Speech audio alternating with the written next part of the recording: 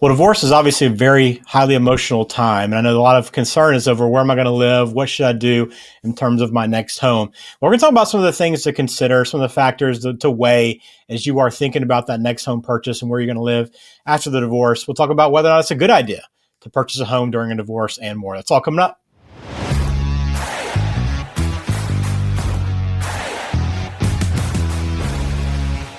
Welcome in to the Smart Mortgage Show. I'm Ben George with Bill Litton at Cross Country Mortgage.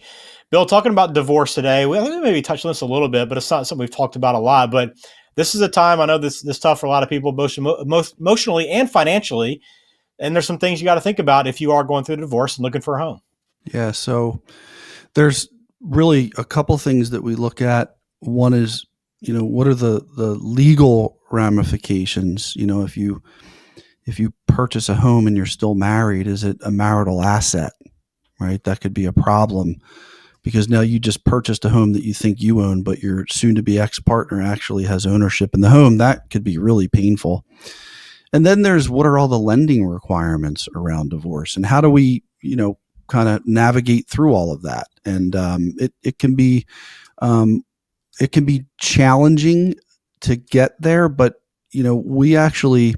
I actually have a certification in what's called divorce mortgage guidance, which helps us to better understand those scenarios and just create a better outcome in the end for the consumer. So this specific subject is near and dear to my heart because there's a lot of pain, as you mentioned, talking to these customers, these home buyers or borrowers, and trying to at least be one place where they can have some success. It's actually fills us up a lot. A lot of times lenders say no for one reason or another, and we can figure out a way to get it done. So there, we get a lot out of it too. So definitely something we'd love to help and, enlighten folks on to help make that journey maybe a little less painful. So Bill, let's talk about, I guess, first off, anybody that's considering buying a home during divorce, is that a good idea? Do you typically see any issues with trying to purchase that home in the middle of a divorce? So every scenario is different. So is it a good idea? It depends. I think the first most important consideration is legally, are you purchasing a home that your soon to be, your ex-spouse, can they claim any right to that real estate? That's the biggest concern. And if they can't, right, if you're at the stage in the divorce where they'd have no right to it, then we talk about the lending piece next. So certainly this depends state by state. Can they legally attach to that property? So you absolutely need to consult with your divorce attorney, take their lead on it, make sure, and we do it all the time before a divorce is final, having our client, maybe the soon-to-be ex-spouse, we call them the house spouse. They're going to maintain the house, so they're not buying anything. But our client, the out spouse, the one that's moving out of the house, they're purchasing the real estate. And the divorce is not final.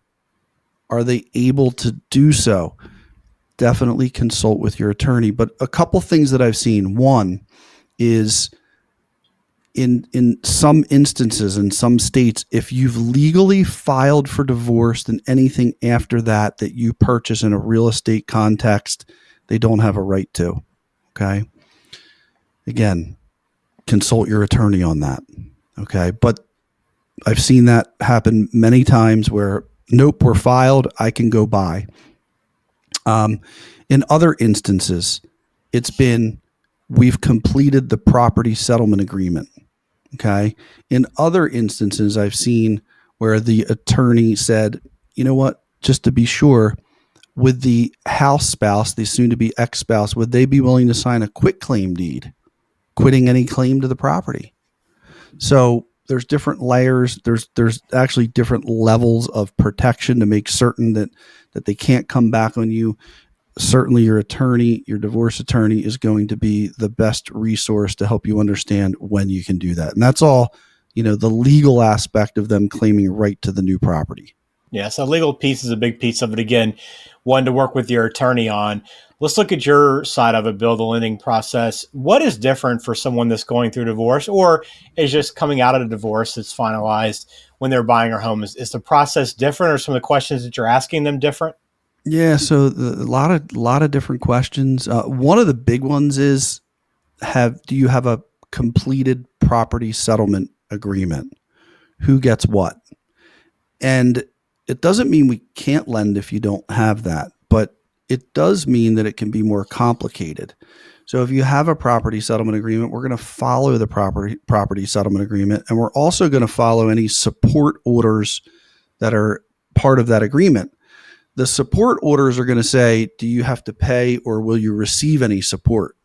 All right. Now, if you have to pay support, that needs to go in your debt to income ratio. If you're going to receive support, have you been receiving it? How long have you been receiving it? We need to see you've been receiving it for a certain period of time before you can actually use it.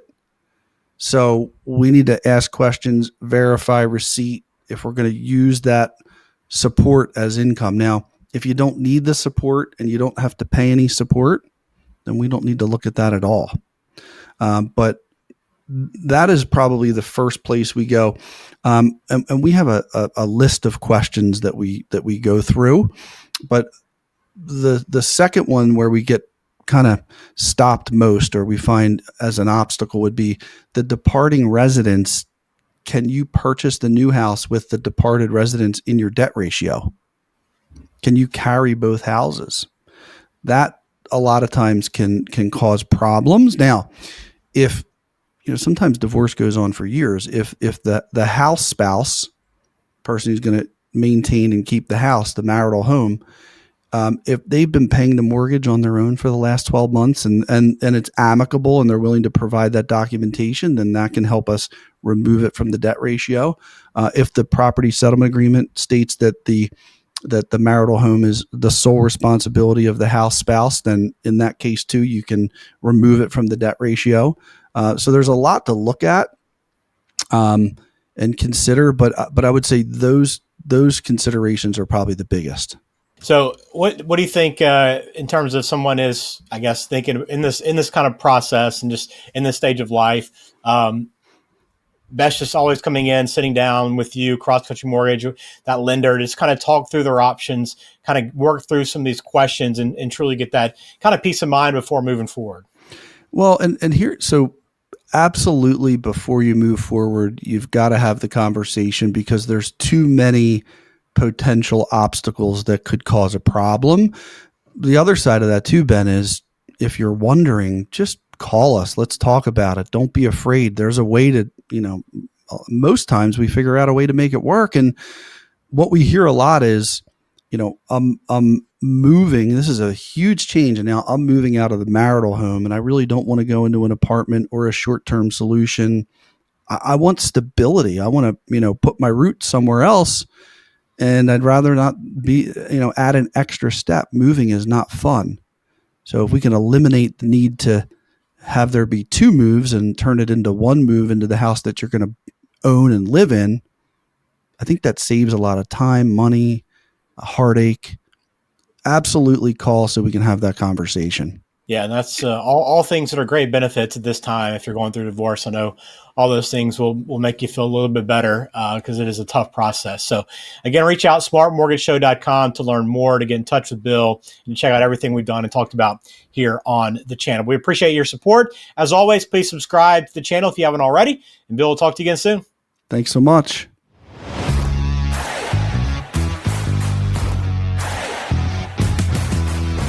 This program is for informational purposes only.